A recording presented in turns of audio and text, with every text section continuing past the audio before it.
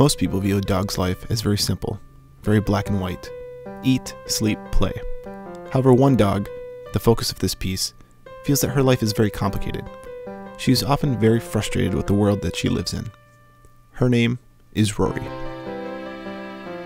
She was adopted on a rainy day in the month of April 2008.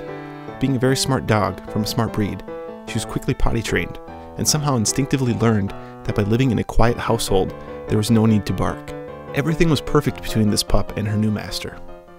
And then one day she was found doing this. Roarie had always seated herself oddly. She would sit straight up on her butt like a person. It wasn't until investigating why she was doing this bizarre dance that I realized she had no hint of a tail. In fact, her tail was inverted. Now be warned, this is rather gross, but the recess left by her absent tail began to fill with decomposing hair as she grew. This led to a regiment of Q-tips and rubbing alcohol to clean out her hole and alleviate her pestering itch. Soon enough, she was fully grown and her hole stopped filling with gross, decomposing hair. It was Roarie's world and she knew it. All was grand until she began putting on weight, but we'll come back to that. Not quite a full year had passed since Roarie was adopted that an opportunity came to adopt another, albeit very odd-looking Boston Terrier puppy. It is believed that it was at this exact point that Roarie considered her entire world to be destroyed. Her name was Tegan. Before you knew it, she was the most adorable puppy and the bane of Roarie's existence. At about the same time, Roarie had started eating a premium, highly digestible food. However, this same food proved to be too rich for a young Tegan. They were both quickly switched to a normal dog food. It also quickly became apparent that Roarie was gaining weight. She tried to be active and keep pace with Tegan, but often found herself tired, overheated, and lying on the floor to cool down. During one of their many trips to the dog park, it was noticed that Roarie would run a little odd shortly after arriving.